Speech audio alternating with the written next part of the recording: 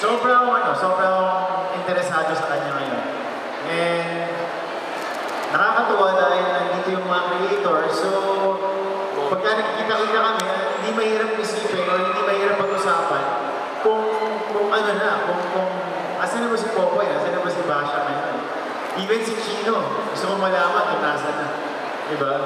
Lumaklang ka ba naman ng shampoo para sa taong mahal mo, diba? Detergent, yun. So ako yun, yung really interested kung nasa na siya ngayon. For Bea, as Basha, anong masasabi mo kay Bea? Kay Basha, yun. Oo. Ang sabi ni Bea kay Basha.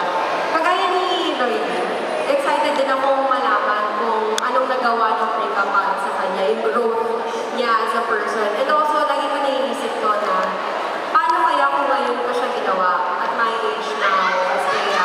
Paano kung, parang feeling ko mas marami akong ma-offer. Kasi when I did the Basha role, I was only 19. So mas konti pa yung kaalaman ko noon tungkol sa breakup, sa love. Parang feeling ko mas na-enrich na yung character ko na bata. Thank you. For Miss Carmen and for Miss Vanessa. You mentioned kasi kanina na it's a good companion piece for the movie. Kasi nga, ang point of view ng book is kay Basha. Apart from the being a companion piece, anong features ng novel ang ilulook forward ng avid fans ng Lloydie at saka Bea?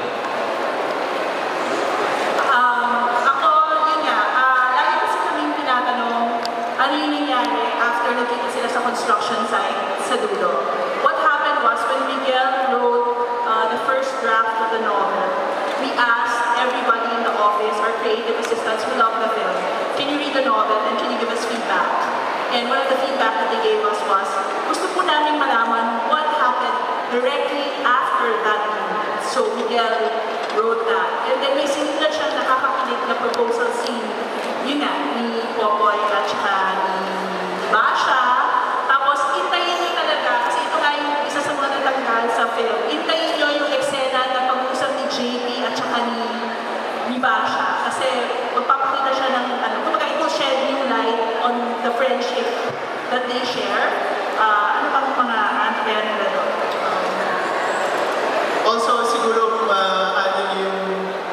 kung ano yung iniisip ng mga characters, kung paano nila na-articulate siguro yung mga emotions talaga nila.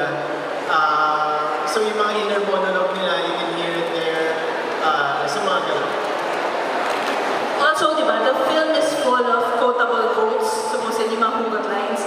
Miguel wrote a book that's also full of quotable quotes. Magagandahan kayo sa pagkakasulat. And I'm very proud of, and very happy that Miguel did this for us, for Star Cinema. Thank you.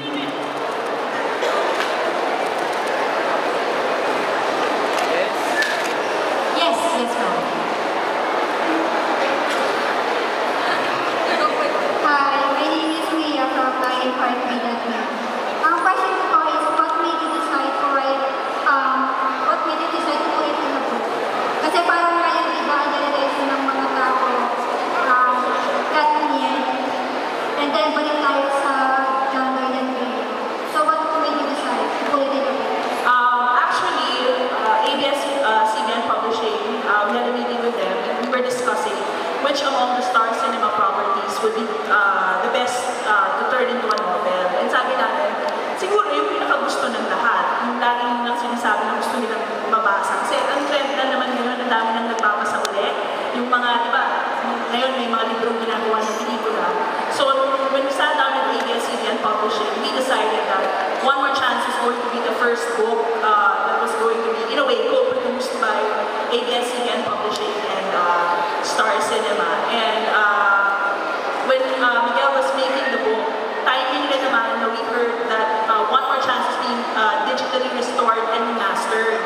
And so, noong December 13, 2014, yun yung nakita nyo, we made a documentary na we sat down kasi we're thinking it would be a good companion piece than that documentary for the remastered film. So, I think because everybody loves this book and every, story, and